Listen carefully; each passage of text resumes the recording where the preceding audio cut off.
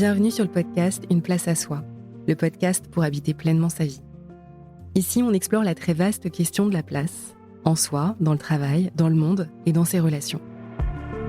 Mon nom, c'est Sophie Rioux, je suis executive coach et mentor. Je crois profondément qu'être à sa juste place, c'est prendre le risque d'être soi et prendre sa part dans le monde. Mon intention, avec ces épisodes, c'est d'aider les femmes à prendre leur place dans toutes les sphères de leur vie et incarner ce qu'elles sont dans toutes leurs dimensions. Ici, je vous proposerai de grandes prises de hauteur, des idées qui décalent et en fin d'épisode, des questions pour que les liens que je fais, vous puissiez les faire à votre tour, dans votre vie. Bonne écoute.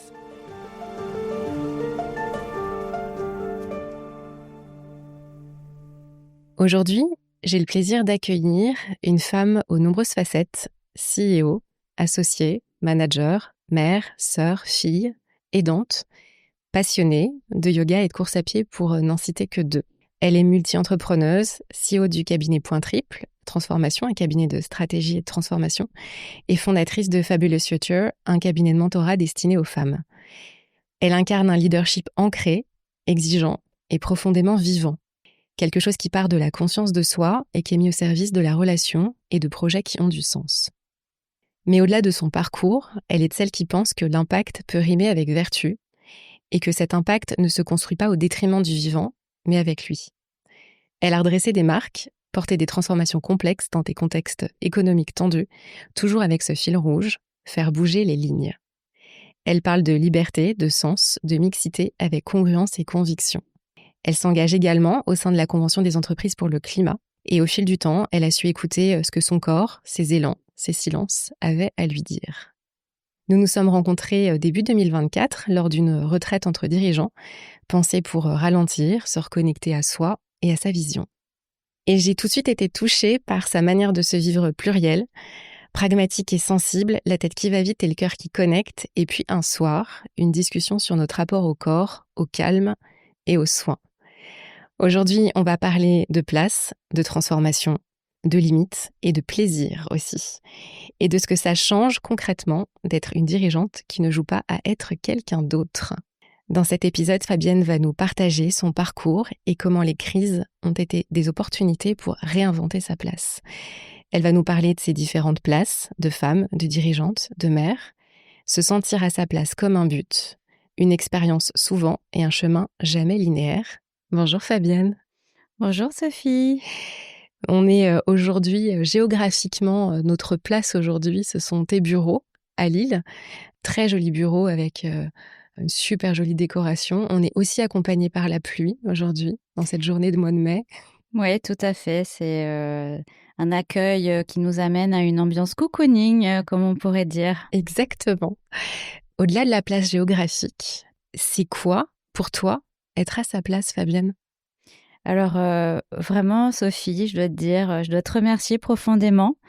D'abord, pour m'avoir proposé de faire ce podcast, mais surtout pour m'avoir posé cette question, parce qu'elle m'a amenée à avoir un coup de rétro dans ma vie et finalement à me poser une question qui est une question quelque part fondamentale et à me dire, bon alors...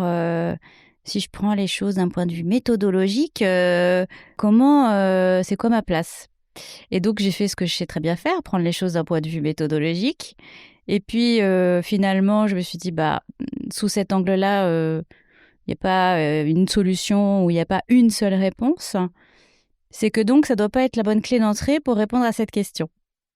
Et au final, je me suis dit, je vais essayer de prendre les choses plutôt sous l'angle du ressenti, des émotions, du corps.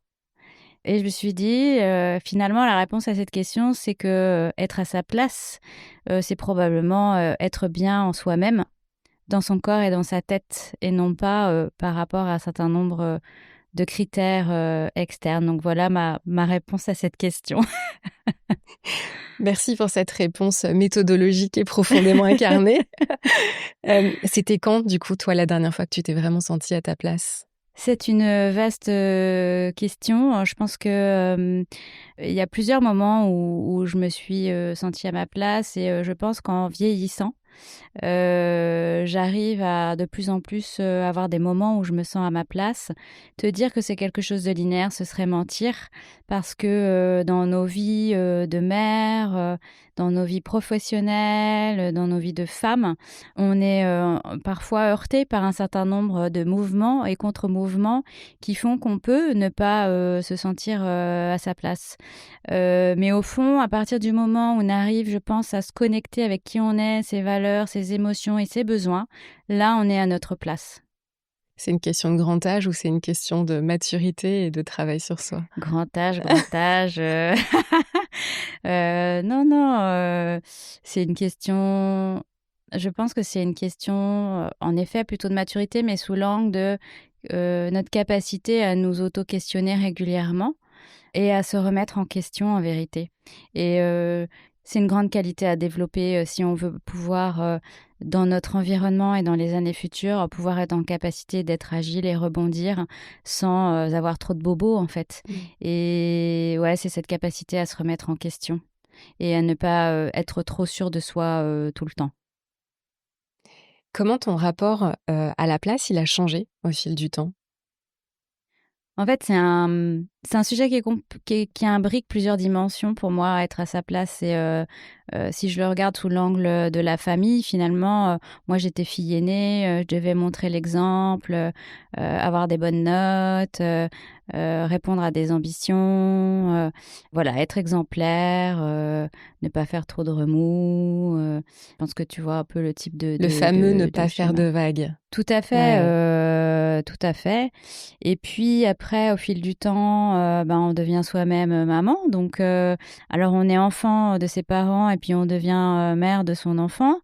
Et donc là, ben, bien sûr, il y a la notion de responsabilité, mais il y a aussi la capacité que l'enfant a à vous amener vers des émotions que vous aviez peut-être pas ou jamais exprimées. Hein. Moi, c'est pas dans la culture familiale de se dire je t'aime tous les jours. Par contre, c'est dans la façon de vivre de ma fille de me dire je t'aime tous les jours. Et quand un enfant vous dit je t'aime tous les jours, vous ne pouvez pas ne pas le lui dire. Et donc, finalement, l'enfant vous amène à vous reconnecter à vos émotions. Et puis, quand on est toujours sous l'angle familial, si on a des parents qui ont des soucis de santé, on peut se retrouver à être accompagnant de ses parents et donc un peu le parent de son parent. Et donc, les rôles sont à ce moment-là inversés. Et donc, c'est très. Enfin, moi, c'est un souvenir assez douloureux hein, pour moi, cette partie-là de ma vie, et se rendre compte que les choses peuvent être. Les rôles peuvent être inversés à ce point. C'est assez bouleversant. Et en même temps, parce que l'histoire, entre guillemets, en l'occurrence, c'est bien fini. Récemment, j'ai eu le besoin de retrouver mes parents et de leur exprimer des choses. Et je me suis retrouvée encore à la place de l'enfant et en disant, mais moi, là, aujourd'hui, je suis venue avec ma casquette enfant. Donc tu vois, c'est cette place en fait, c'est assez varié finalement Mmh. et ça dépend des moments, mais on est tout ça dans la même personne. Mmh. Donc ça, c'est sous l'angle famille, mais après si on prend, l'angle société, alors parlons-en. Femme célibataire, ambitieuse, avec un enfant dans la société alors d'aujourd'hui, je dirais que les mentalités elles évoluent, mais il y a 10 ans, ma fille elle a 15 ans, hein, donc il y a 10-15 ans, bah, dans la région lilloise, qui est une région qui est très accueillante, mais où il y a des grandes familles, nombreuses, finalement, où j'ai rencontré peu de gens comme moi. Et j'avais un peu l'impression d'être un ovni quand même. Et vous vous dites, bah, comment ça se fait est-ce qu'il y a un truc qui cloche chez moi Enfin, ça vous amène à vous poser des questions vis-à-vis de la société, en fait. Jusqu'à ce que vous rencontriez les bonnes personnes qui vous disent, mais tu sais, les gens que tu vois qui sont ensemble, ils sont pas forcément pour autant heureux, en fait. Toi, tu as la chance d'être indépendante et tu as la chance d'être libre. Et tout le monde n'a pas cette possibilité-là. Et tout le monde ne l'a pas non plus dans sa personnalité, en fait. Donc, heureusement, je dirais, sur mon parcours, j'ai rencontré des gens qui ont su me délivrer des messages qui m'ont marqué et qui m'ont permis de décrypter le monde.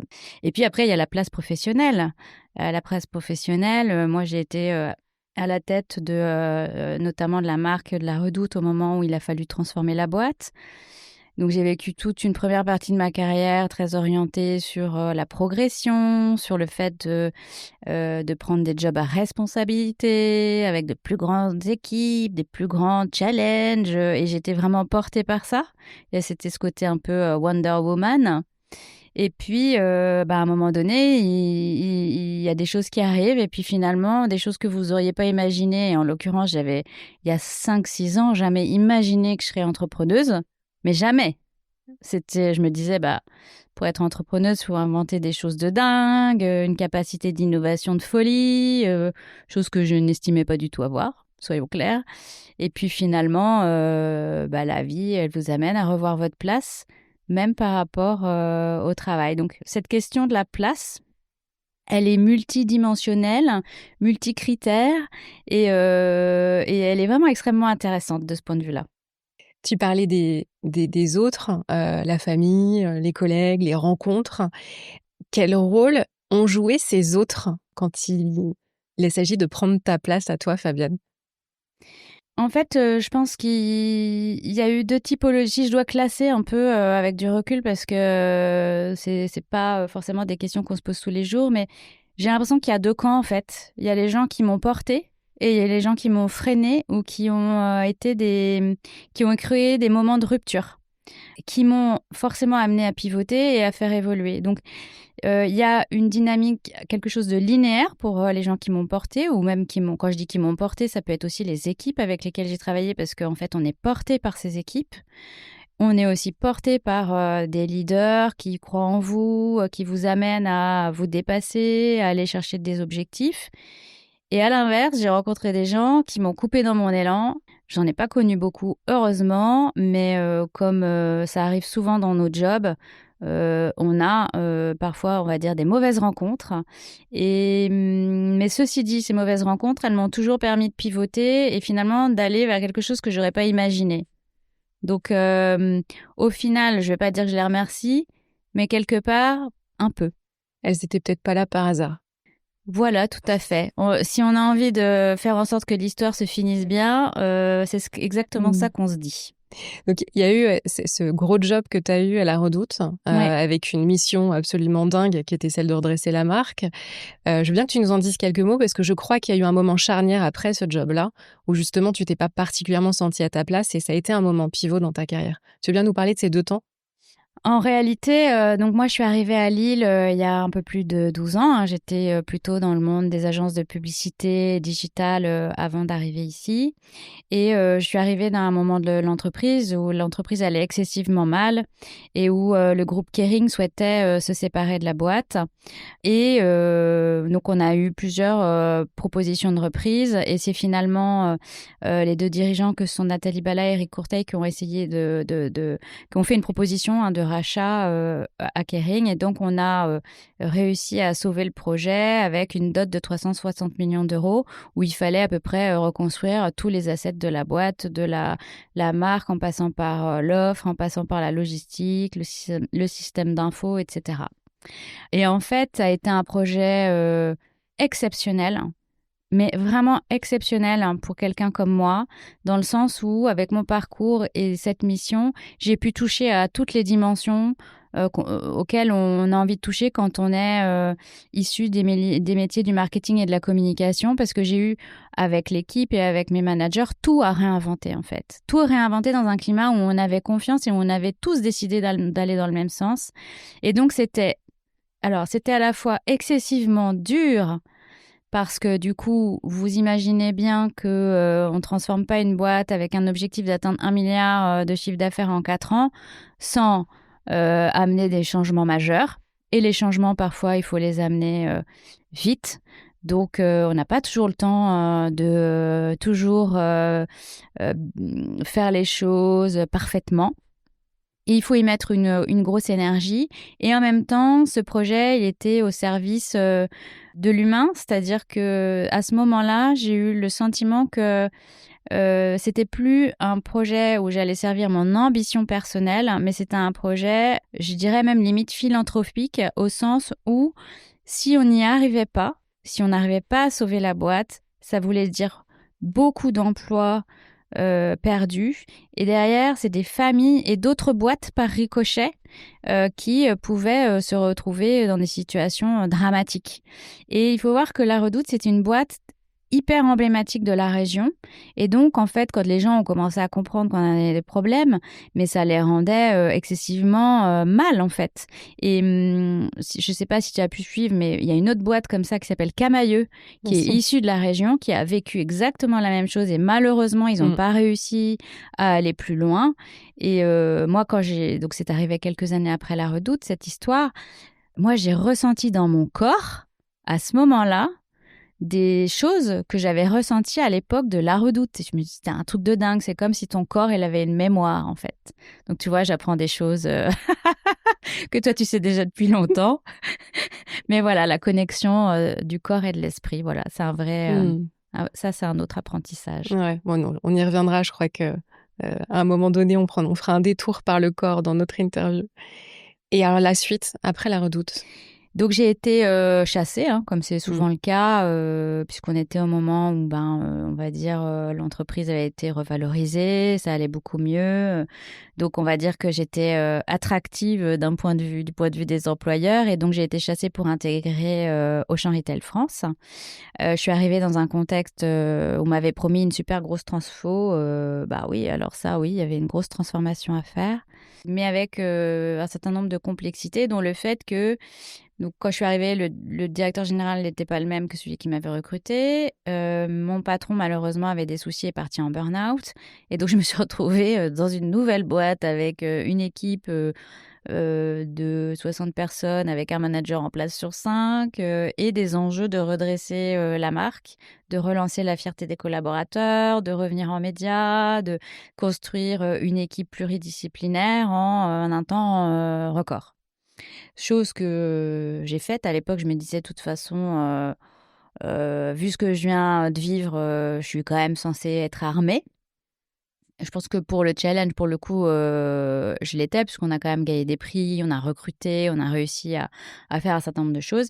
Et m'est arrivé ce qui arrive parfois, j'ai, comme je dis, hérité d'une nouvelle manager et comme ce qui arrive parfois dans nos carrières, on va dire on était relativement incompatibles du point de vue relationnel et personnalité, et suffisamment pour que ça m'amène à faire un choix, celui de renoncer à cet emploi pour être sûre de pouvoir toujours être en capacité de m'occuper bien de ma fille et être dans un niveau d'équilibre de santé mentale et physique minimum. Donc voilà, donc j'ai dû prendre cette décision, alors que toute ma vie je m'étais dit il n'y a pas de raison, en tant que femme, on peut à la fois avoir des ambitions professionnelles, on peut avoir des enfants, on peut être épanoui, faire plein de choses, on n'a pas à nous faire choisir. La société ne doit pas nous faire choisir.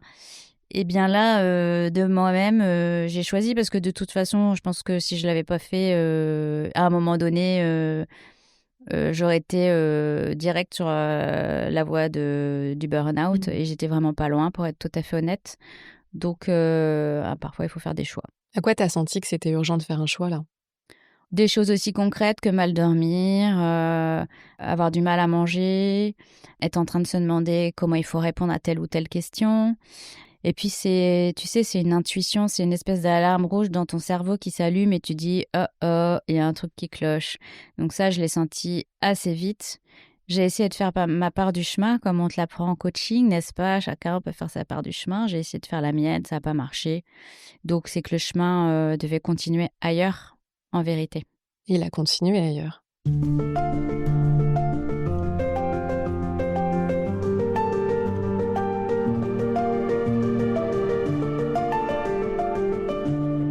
C'est quoi les phases par lesquelles toi t'es passée, et probablement par lesquelles tu passes encore aujourd'hui, pour trouver ou prendre ta place en tant que dirigeante? Je pense que la première des phases, c'est se questionner, en vérité. C'est ok, j'en suis où, d'où je viens, est-ce que je revalide le chemin que j'ai parcouru, est-ce que j'ai bien compris pourquoi il y a eu disruption dans le chemin, quelle est ma part de responsabilité là-dedans. Ensuite, c'est qu'est-ce qui me porte dans la vie en général, avec quoi j'ai envie de... Qu'est-ce qui me fait rêver? Les lieux, les activités, les relations, les domaines d'expertise. Et puis, ok, donc si c'est ça qui me fait rêver, c'est quoi les scénarios? Les scénarios, donc à l'époque j'en avais 3. Le premier, c'était de reprendre un job comme j'avais toujours eu. Bon, j'ai passé des entretiens et ça m'a pas franchement donné envie, hein, soyons clairs. Le deuxième, c'était d'être consultante freelance. Et le troisième, c'était d'être coach. Donc j'ai choisi de monter ma boîte, de faire du conseil en freelance parce que je me suis dit ce que je sais faire, ce qui est reconnu sur le marché, c'est le fait que je sais faire des stratégies et que donc a priori je devrais réussir à gagner ma vie en faisant ça. Et puis j'étais épris, vu tout ce que j'avais vécu avant, je dis ras-le-bol des grosses équipes, ras-le-bol des grosses organisations, ras-le-bol des réunions à gogo, ras-le-bol de faire que du management et plus faire de stratégie. Enfin, voilà, je crois j'avais tout simplement envie d'une autre façon de vivre. Et donc je me suis lancée là-dedans et c'est ça qui m'a amenée petit à petit là où j'en suis aujourd'hui. Donc 3 étapes, je regarde ma trajectoire, j'interroge mes désirs et j'étudie les scénarios. Exactement, très méthodologique. Quand tu regardes ton parcours, justement, ça a été quoi et c'est quoi aujourd'hui le désir fondamental? Parce que peut-être que le désir a changé. C'est quoi le désir fondamental qui guide tes choix aujourd'hui? En toute franchise, il y en a sûrement plusieurs. C'est difficile de répondre avec une seule réponse à cette question, mais je dirais, je crois que le besoin et le désir majeur, c'est celui de la liberté. J'ai plus envie de dépendre de personne. Je pense que aussi, j'ai compris. Il faut voir que je suis passée d'un modèle très linéaire, très hiérarchique dans les entreprises, à un modèle où finalement, finalement, tu connais même pas. T'as pas de chemin type. Tu vas saisir des opportunités au gré des rencontres ou de ce qui se passe, et puis bah c'est ça qui à la fin fera ton parcours. Et donc depuis 6 ans, je saisis les opportunités. Et donc là, ce que je fais aujourd'hui, ce sera peut-être encore différent. Peut-être que j'aurai d'autres activités encore, parce que on peut s'investir en tant que personne, bien sûr, dans le temps qu'on y passe, en le vendant, en ne le vendant pas. On peut s'investir via les ressources financières ou autres qu'on peut apporter à d'autres projets. Donc, en fait, c'est juste dire qu'il y a il y a plein de possibilités et que du coup, quand on est entrepreneur, et moi maintenant je dis que je suis multi-entrepreneur, donc j'ai passé encore un cap, c'est que je sais que j'ai plein de besoins différents et que je vais essayer de les combler de différentes façons. Et c'est un peu plus, c'est plus ça mon modèle d'aujourd'hui. Ouais, moi j'entends qu'il y a la liberté, mais il y a aussi une forme d'ouverture ou de capacité à recevoir les signes, les rencontres, Oui. Les élans, les choses qui se présentent Oui. pour, ok, c'est pas linéaire, c'est juste ce que je décide qui est juste à ce moment-là. Qu'est-ce qui me porte? Qui me porte? Qu'est-ce qui me donne envie? Qu'est-ce qui me manque? Et donc je vais aller le chercher autrement. Oui, c'est vraiment ça. Et qu'est-ce qui te fait envie aujourd'hui? Plein de choses, Sophie. Donc, par un moment, il faut être très méthodologique. Heureusement, je le suis. J'ai envie de faire grandir Point Trip Transformation parce que j'ai envie de pouvoir accompagner de plus en plus d'entreprises vers des modèles plus robustes. Parce que on voit bien que, et c'est la Convention des entreprises pour le climat hein, qui nous a tous bien ouvert les yeux sur la nécessité des entrepreneurs à s'engager de manière vive, dynamique et rapide à transformer les entreprises pour qu'elles soient, on va dire, plus robustes et plus vertueuses pour la planète et les êtres qui l'habitent. Donc, en tout cas, j'ai envie de mettre ma pierre à l'édifice encore plus et je pense que plus on sera nombreux pour faire ça, mieux ce sera. Le deuxième sujet auquel je crois beaucoup, c'est que pour arriver à, on va dire, un monde plus équilibré, plus vertueux, il est impératif, et je ne pèse pas mes mots quand je dis ça, de promouvoir une plus grande mixité dans les organisations, dans les entreprises, dans toutes les instances. Et je milite de manière de plus en plus active sur ce sujet-là. Et donc, pour le coup, j'ai développé un programme de mentorat féminin pour aider les femmes qui, comme moi, ont eu besoin d'aide à un moment donné pour retrouver leur place, en fait. Alors, je ne le dis pas comme ça, mais en vérité, c'est ça. C'est des femmes qui sont en interrogation sur quelle est ma place du point de vue professionnel. Et voilà, donc plus ça va aller, plus je vais... D'ailleurs, le podcast me permet de défendre encore plus ce message et ça m'anime énormément. Et les autres sujets qui m'animent, ça va être des sujets de créativité. Mais là, c'est pas pour tout de suite. Et puis... Ce sera pour la saison 2 du Ouais, c'est podcast. ça. Tout à fait. Ou la saison 6. Et les autres sujets qui m'animent, mais ça, c'est un petit peu différent, c'est que j'ai pris conscience au gré de mon parcours de l'importance d'écouter son corps. Que parfois votre corps vous parle. Alors, Dieu sait si je lui dis, mais j'en ai rien à faire que mon corps me parle. Il doit faire ce que mon cerveau lui dit de faire. Bon, ça c'était il y a 6 ans. Maintenant, j'ai compris qu'il fallait ménager son corps et qu'il communiquait avec mon cerveau.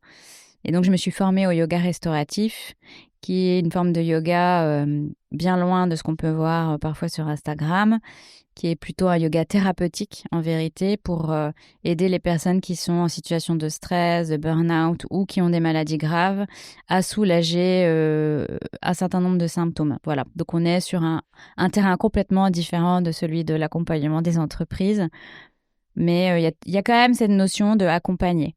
Et puis de prendre l'individu dans son intégralité, avec ce qu'il pense, ce qu'il ressent et ce qu'il met en mouvement. Tout à fait. J'en parle dans l'épisode 4 d'une place à soi, quand tu dis que ton corps, fallait qu'il suive à tout prix. Et jusqu'au moment où il parlait tellement fort que tu étais obligé d'écouter ces signaux. J'en parle dans l'épisode 4 parce que ça a été aussi moi mon chemin. Je supportais pas que mon corps me donne des signaux d'arrêt. Pour moi, il devait suivre coûte que coûte. Et depuis qu'on se parle un peu plus, lui et moi, ça va beaucoup mieux. Oui. Mais c'est un chemin, mais c'est clairement un chemin. Oui, oui. Parfois, quand tu fais t'as ce moment de grosse prise de conscience, après, tu sais que c'est probablement une hygiène de vie. Et donc, tu l'inscris comme des routines. En tout cas, tu essayes de plus en plus de l'inscrire comme des routines dans ta vie.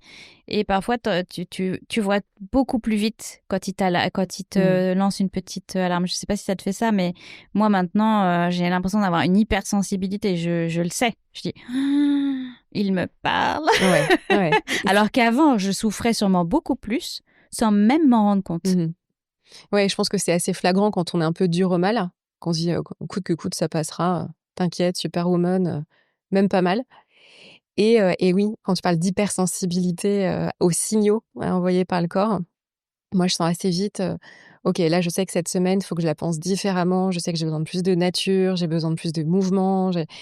Et c'est une hygiène et c'est un peu une discipline de se dire, ok, comment je crée de l'espace. Et parfois, il faut pas grand-chose. Il faut parfois pas grand-chose pour juste retrouver cet équilibre et revenir dans son corps et revenir dans son sentir qui est tellement enseignant de OK, comment je vais et qu'est-ce que je dois faire? C'est Ah vrai. tiens, cette relation, elle est pas hyper juste. Il y a un truc qui est pas juste. OK, c'est comment dans mon corps? Ah, c'est un peu serré. OK, je vais réfléchir là-dessus et je reviens. Et c'est pas que les kilos en trop. Et c'est pas que les kilos en trop. Non, parce qu'à tout moment dans l'année, pas que quand on prépare l'été. Et ouais, je crois qu'il y a vraiment quelque chose de ce registre-là, de revenir à quelque chose, en fait, revenir à la maison, en fait, de revenir à soi. Mais il y a, en tout cas pour moi, ça a été un peu comme toi, un espèce de grand signal de dire waouh, ok, là je peux plus faire comme avant, et de du coup changer progressivement. Ça c'est vraiment, ça se fait pas en un claquement de doigts. Changer progressivement une manière de vivre et de sentir en fait, et de faire ami avec son corps. Tu te dis aujourd'hui multi-entrepreneur, je ne sais jamais comment féminiser ce mot, parce que en multi-entrepreneur, on ne l'entend pas. Multi-entrepreneuse, je trouve ça un peu moche. On fait comment? Bah, on se prend pas la On se tête, prend en pas fait, la tête. Sophie. Ouais. Donc tu te dis multi-entrepreneuse et en même temps tu disais, moi l'entrepreneuriat, jamais. Comment on passe de l'un à l'autre, Fabienne? Comment ça s'est passé pour toi? Non, mais c'est un truc de dingue, en vérité. Quand j'y repense à cette scène, donc c'était Éric Courteil, donc mon patron à la Redoute. Au moment où je pars pour Auchan, on était en train de déjeuner pour se dire au revoir. Et puis là, il me dit, non, mais de toute façon, Fabienne, toi, tu as besoin de liberté, t'as pas besoin d'avoir une maman sur ton dos. Alors maman, on s'entend professionnellement. T'as besoin d'aller où ton énergie te porte, machin, etc., etc. Donc en fait, il y a des gens qui sont bien plus clairvoyants que toi parfois. Et à l'époque, je lui avais dit, mais ça va pas, n'importe quoi. J'y crois pas du tout. J'ai pas. Il faudrait que j'invente un truc de génial. Il faudrait que je fasse quelque chose d'extraordinaire. Parce que bah comme d'hab, j'ai toujours mis la barre trop haute en fait. Donc c'est le syndrome de la perfectionniste. Tiens. Voilà, voilà. Et donc, bah comment on y arrive? Bah parfois, la vie vous apporte les réponses. Et en l'occurrence, je pense que si chez Auchan ne s'était pas passé ce problème, on va dire, relationnel, peut-être que je serais toujours là-bas comme une roue dans son hamster ou ailleurs, enfin, j'en sais rien. Mais ce moment, il a été suffisamment disruptif. Ça a été un vrai moment de rupture pour moi, très dur à vivre, que bah, il a rebattu totalement les cartes. Et ça m'a amené à essayer de comprendre ce que je voulais et ce que je ne voulais plus. Et je pense qu'à l'époque, il y avait une forme de dégoût. Il y a eu une forme de rejet lié à un sentiment probablement d'injustice, de se dire c'est bon, c'est fini, je mérite mieux. Et du coup, c'est fort ce que je dis, je sais. Mais je pense que j'étais en mode réaction au début à quelque chose que je ne voulais plus vivre et que donc dans les différentes options, de fait, il y en avait qui m'auraient rapproché trop de ça. Or, je n'en voulais plus. Et quand je te disais tout à l'heure, les gens ne me faisaient pas envie, c'est-à-dire qu'ils auraient dû me faire envie, mais puissance 10 000 en fait, vu le niveau de rejet que j'avais. Or, j'avais vécu quand même une aventure à la Redoute qui avait coché des cases. Alors, dit comme ça, j'ai l'air d'être un bisounours. C'était pas du tout une aventure facile, voilà.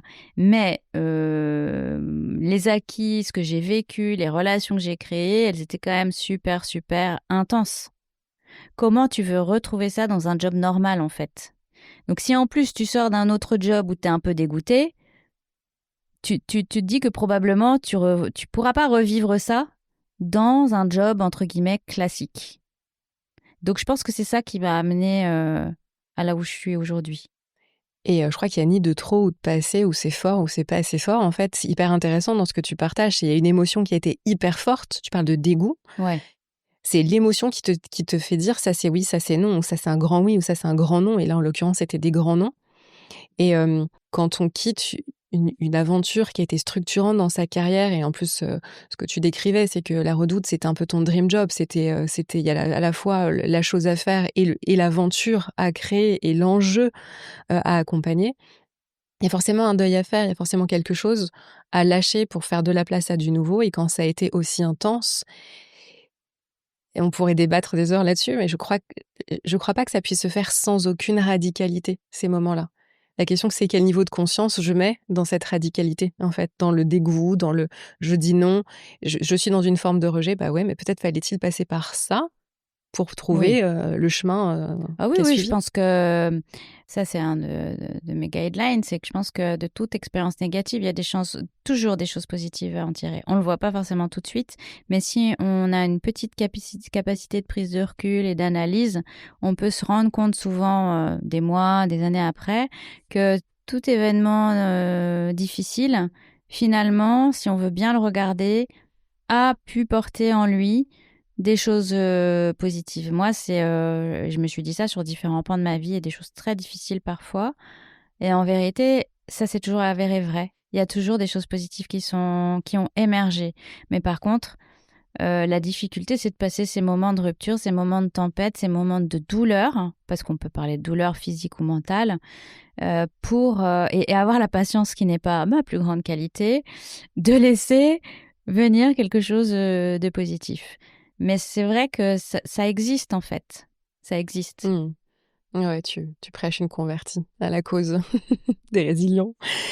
Tu parlais du perfectionnisme. Est-ce qu'on t'a déjà dit que t'étais trop ou que t'étais pas assez? Ah là là, mais tu appuies sur le sujet qui fait mal en ce moment. En vérité, on m'en a parfois pu me dire, mais alors, on m'a dit, tu es trop convaincante, tu fais trop bien ton job. Bah, allô, en fait, à quel moment on dit ça, quoi? Et bon, encore moi, bon, ça m'énerve, je prends sur moi, je dis, bon, j'ai du mal à comprendre ce trop, mais bon. Mais il se trouve que ça résonne avec beaucoup de témoignages que j'ai en ce moment d'autres femmes à qui on dit qu'elles sont trop bien, trop efficaces, trop rôle modèle. Elles sont trop, voilà, elles sont trop bien en fait. Mais à quel moment on dit à des femmes, à quel moment on leur reproche, comme on pourrait dire, t'as trop de kilos, qu'elles ont trop de leadership ou qu'elles ont trop d'expertise ou trop... Mais c'est ridicule en fait. Est-ce qu'on a... Alors ça, tu vois, je suis en colère là. Je sens la Qui colère qui t'anime, monte. hein. Je dis à quel moment... Enfin, je veux dire, est-ce qu'on a déjà dit ça à un homme? T'as trop de leadership? Allô? Et alors, quel conseil, toi, tu donnes à une femme à qui on dit t'as trop de leadership Ah et qui bah... est pas à l'aise avec ça? Alors moi j'ai un petit tempérament combatif hein, quand Alors, même. raconte-nous depuis ton tempérament combatif, quel conseil tu lui donnes? Alors Conseil utile. moi je pense que parfois malheureusement quand quelqu'un peut dire ça, ça nous remet en question.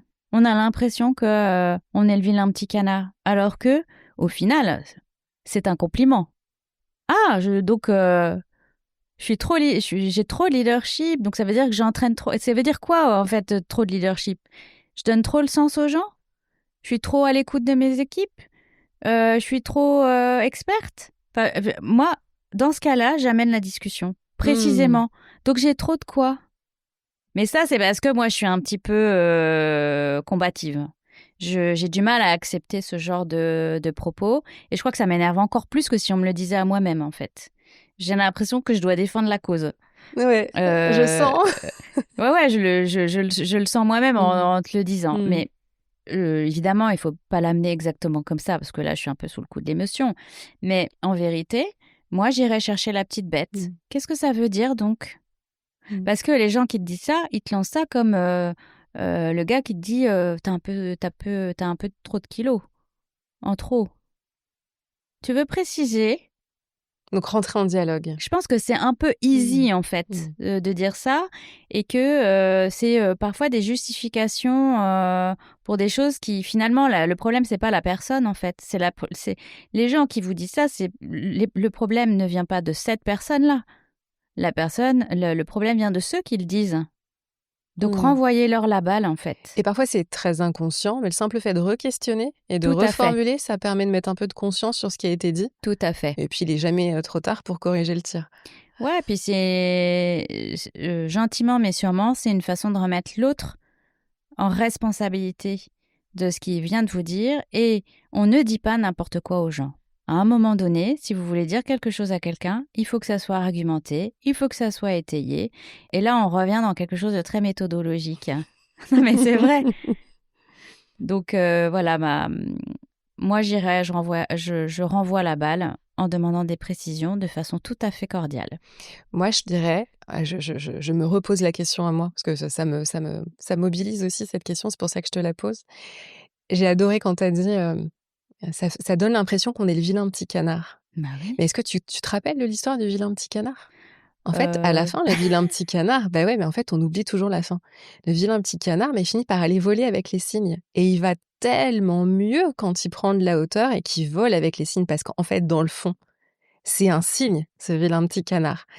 Et je crois que dès lors qu'on prend une hauteur de dingo et qu'on vole avec ceux avec lesquels on se sent relié, et là, typiquement, dans les réseaux, dans le réseau, les réseaux dans lesquels tu es, ce que tu fais avec le mentorat, dès lors qu'on se relie avec ce qui vibre en nous et avec ce qui vibre autour de nous, on peut voler avec les signes et on peut continuer de dialoguer, d'argumenter hein, et de ramener les autres dans la responsabilité. Et en même temps, il y a un panache de dingue de voler avec les signes plutôt que de rester avec cette croyance qu'on est le vilain petit canard. Oui, je ne peux que être d'accord avec ce que tu dis. Après, c'est vrai que les femmes dont je parle parfois sont dans des grosses entreprises avec des responsabilités et on n'en sort pas forcément comme ça d'un claquement de doigts parce que on peut avoir des enjeux personnels, financiers, familiaux, tout ce qu'on veut, qui font qu'à un moment donné, il faut qu'on arrive à tenir le cap. Mais jusqu'à où on tient le cap et jusqu'à où on autorise aux autres de pouvoir avoir des jugements de valeur sans les justifier. Et je pense qu'à un moment donné, le respect s'acquiert comme ça. Je pense que quand on se voit opposer ce genre de choses, quand on sent qu'en face, on peut pas nous dire n'importe quoi sans que quelque part, il y ait du répondant, moi, bien souvent, j'ai eu le sentiment que c'était comme ça que qu'on m'avait respecté. Poser la limite. Ouais, tout Ok. à fait. Donc, tu as rejoint la Convention des entreprises pour le climat. Tu as également fondé Fabulous Future, un cabinet de mentorat pour les femmes. Qu'est-ce que ces aventures, elles ont changé pour toi? Alors vraiment beaucoup de choses. D'abord, une prise de conscience énorme des enjeux planétaires qui se présentent dans les 10, 20, 30 années à venir. Bien sûr, comme tout le monde, je lisais des choses. J'ai moi-même été impactée par tous les événements qu'on a connus, le Covid, les tempêtes, les inondations. Bon. Mais là, via la CEC, on est amené pendant un an à rencontrer des experts, glaciologues, météorologues, etc., etc. Et là, le tableau qu'on vous dresse, il est catastrophique.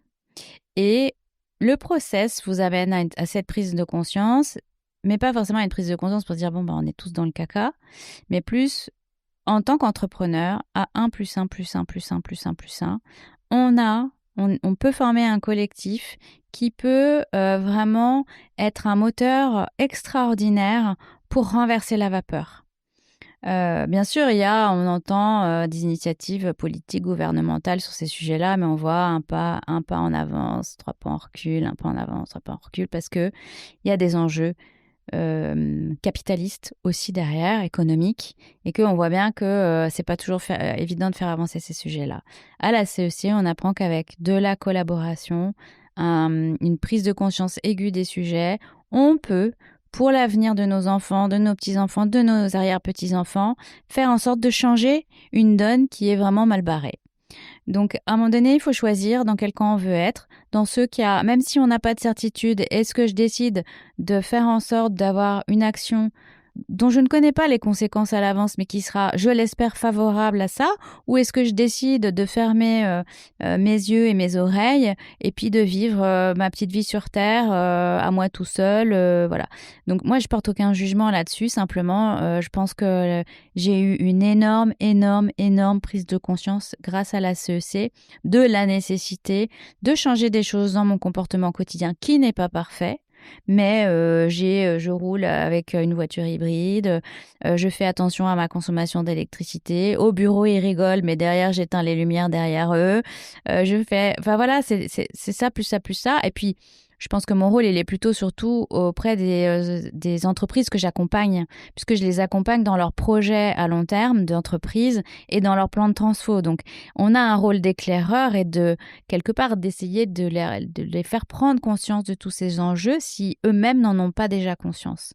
Donc ça, c'est le premier truc. Et puis le deuxième, pourquoi le mentorat féminin? Parce que donc Marie-Éloi notamment a écrit un bouquin dernièrement sur les femmes sauveront-elles le monde, que je vous invite vraiment à lire, où elle montre, illustrée par un certain nombre d'études, que plus il y a de femmes dans les instances, qu'elles soient politiques, gouvernementales, économiques, plus il y a eu des solutions pérennes, pacifiques aux situations de crise et aussi en bénéfice de l'environnement. Donc, à un moment donné, c'est juste être aligné et cohérent que de se dire je défends cette vision du monde.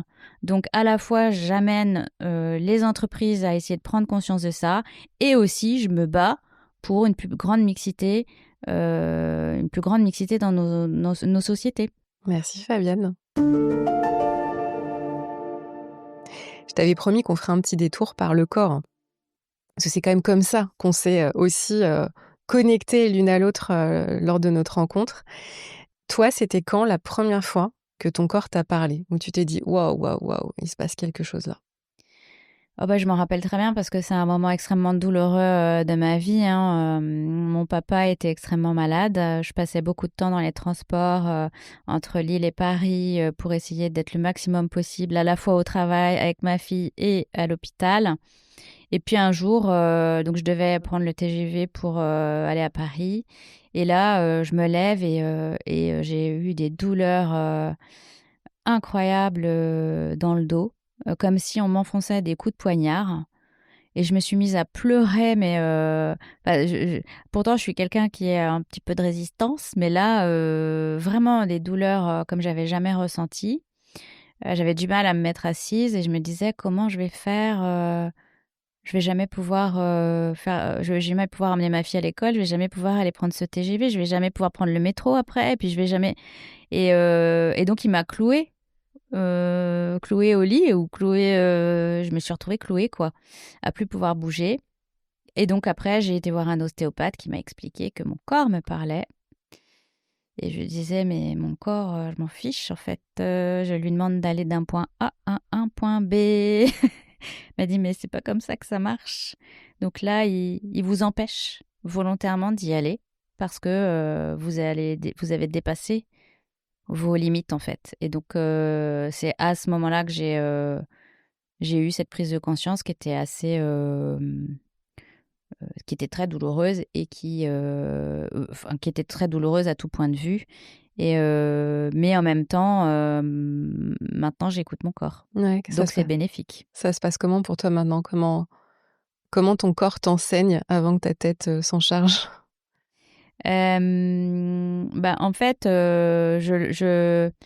alors soit j'ai des douleurs dans les cervicales, un petit peu le dos, soit je vais avoir quelques petits excès, envie de boire un verre de vin de plus, manger. Alors je suis pas du tout du style boulimique, mais je le sens hein, quand je suis dans des périodes un peu plus difficiles.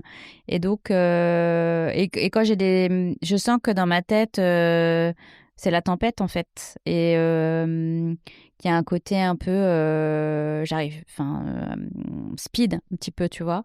Et donc, bah, dans ces cas-là, je mets en place mon plan d'action anti-stress, anti-émotions négatives. Donc, bah, je vais courir Mmh. d'abord parce que ça génère une forme de catharsis, comme si j'arrivais à expulser l'émotion qui est négative au travers de l'effort. Donc, généralement, courir, ça me fait cet effet-là et ça me permet de prendre du recul sur la situation. Et généralement, je peux constater un avant-après la course, clairement. C'est à quel kilomètre que ça se joue pour toi? Alors, je suis un petit peu débutante, donc ça se joue à 6, 7. Ouais. C'est ce qui se dit souvent même pour les C'est vrai? non-débutants. Ouais, souvent à 5 kilomètres, il se passe quelque chose. Ah oui, oui. Bon, il faut quand même courir un peu, quoi, pour que ça commence à faire de l'effet. Donc Mais ça 200 marche. mètres, ça n'est pas Non, suffisant. ça ne suffit pas. Enfin, après, peut-être qu'il y a des gens à qui ça suffit. Si tu fais un gros sprint, peut-être que ça suffit. Mais moi, non. Non, non. Et ça, donc ça, c'est le premier truc. Après, le yoga, alors, me fait un autre effet, c'est-à-dire qu'il me permet à peu près de couper mes pensées et d'être vraiment sur l'instant présent. Et c'est ce que t'amène le yoga à faire, c'est-à-dire on réfléchit pas sur le passé, on réfléchit pas sur l'avenir. Comme moi, je suis un peu du genre super anticipatrice. C'est qui est une qualité dans mon boulot, mais qui peut être aussi un défaut ou un inconvénient dans d'autres domaines. Je suis toujours trop dans l'anticipation. Donc le yoga, ça permet à un moment donné de se dire, bah non, là, on s'ancre dans le moment présent, dans sa respiration, dans son corps, et du coup, ça coupe. C'est un effet de ciseau sur le mental qui divague un peu trop. Mmh. Ouais, c'est magique le yoga pour ça. Je crois que c'est le seul endroit où je pense jamais à ma liste de courses, moi. Alors, parfois, selon l'heure, Ah! parfois, je pense au dîner. Qu'est-ce que je vais manger? Mais bon, ça veut dire que je suis quand même dans le À ressenti. l'écoute du corps. Ouais, c'est ça. Allez, un peu pour atterrir tranquillement, s'il y avait une croyance limitante que tu aimerais voir disparaître chez les dirigeantes, chez les femmes, chez les leaders d'elles-mêmes, enfin voilà. Ce serait quoi?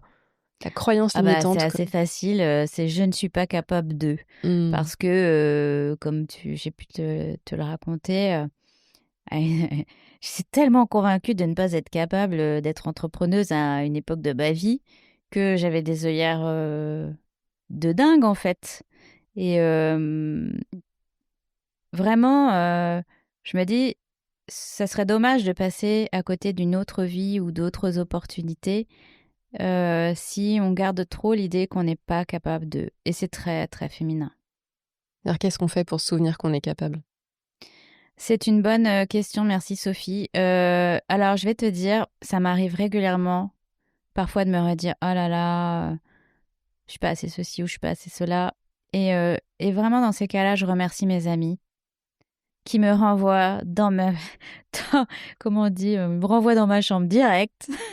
Et là, ils me ressortent, merci les réseaux sociaux, des posts, des moments qu'on a vécu ensemble, en me disant, rappelle-toi, cet événement que tu avais organisé à la Redoute, c'était quand même vachement bien. Rappelle-toi. Et en fait, j'ai un entourage vraiment de femmes, notamment très solides autour de moi. On n'est pas très nombreuses, mais très très solides. Où quand je leur dis ça, elles rigolent en fait. Enfin, elles rigolent. Elles le prennent au sérieux parce qu'elles savent que je suis dans des moments de doute. Mais elles savent très bien quelle carte. Et qu'est-ce que tu veux que je leur dise? C'était pas moi. Je peux leur dire, c'était pas moi. C'était moi. Et aujourd'hui, c'est comment ta place?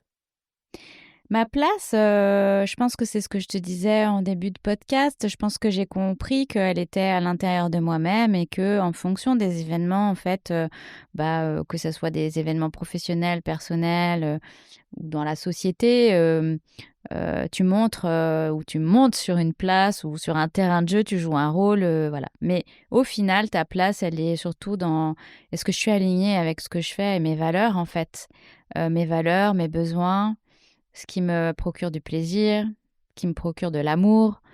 Donc voilà, elle est là ma place. Et elle est là et dans le fait de me sentir utile aux autres, en vérité. J'ai pas envie de... Je me suis dit ça il y a quelque temps, j'ai pas envie de me retourner dans 20 ans sur mon parcours en me disant t'as rien fait de bien. Donc c'est hyper important pour moi qu'à la fin du fin, je me dise ah, j'ai pas de regrets, je n'ai pas fait quelque chose que j'aurais voulu faire et j'ai aidé des gens. C'est tellement important. Ça, c'est une bonne question pour les personnes qui nous écoutent. Moi, j'aime bien finir les épisodes avec une question pour les personnes qui écoutent. C'est quand vous êtes, allez, c'est un peu tristounet, mais quand bien même. On est à la fin du chemin, on se retourne et on se dit de quoi on sera fier, quel impact on a eu. Quand je dis l'impact, c'est pas forcément quelque chose de grandiose, c'est qu'est-ce que j'ai créé, qu'est-ce que j'ai fait, qui j'ai été, qu'est-ce que j'ai transmis.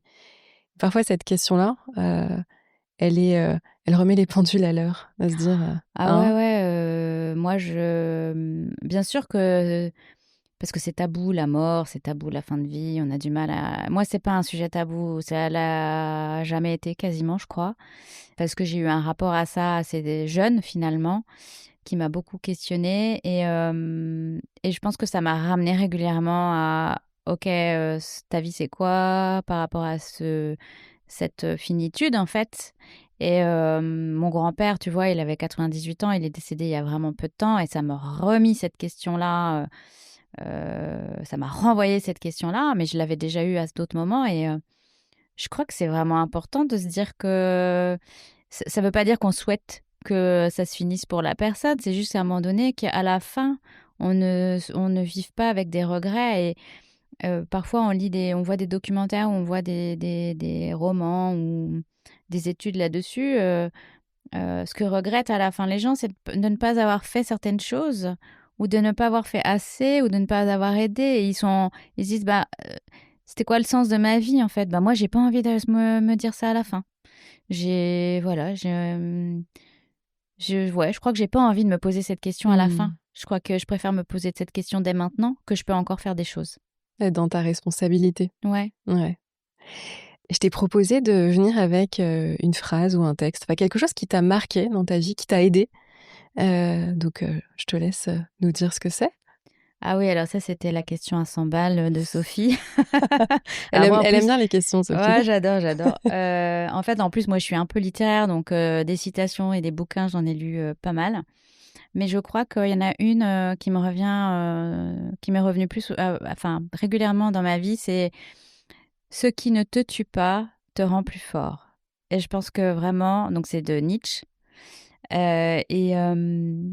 Je me le suis dit plusieurs fois dans ma vie, et je pense que c'est en ça, dans cette phrase, qui expliquait ce que je vivais, qui expliquait ce qu'on disait tout à l'heure, même si on vit des événements négatifs, il y a des choses positives qui sont déjà en genèse, en fait, finalement, à ce moment-là. Bah, c'est exactement ça. C'est ce qui ne te tue pas te rend plus fort. C'est-à-dire qu'à un moment donné, c'est cette capacité de rebondir et de créer quelque chose qui, si ce moment-là n'était pas arrivé, tu n'aurais peut-être pas accédé à ça.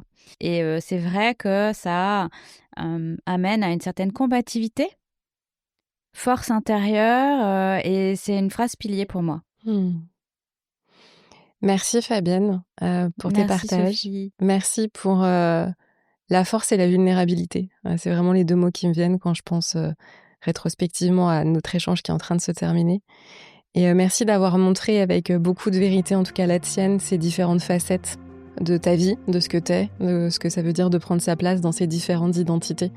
Donc merci beaucoup Fabienne, j'étais très heureuse de partager ce moment avec toi. Merci Sophie, c'était très précieux. Merci beaucoup. J'espère que cet épisode vous a plu et qu'il vous a donné envie d'oser mettre un peu plus de ce que vous êtes dans ce que vous faites. Si cet épisode a résonné pour vous, vous pouvez le repartager sur vos réseaux, laisser 5 étoiles ou un commentaire sur votre plateforme d'écoute préférée. Vous pouvez me suivre sur LinkedIn et sur Instagram, les liens sont dans le descriptif de l'épisode. On se retrouve lundi, dans 15 jours, pour le prochain épisode d'Une place à soi. À très bientôt.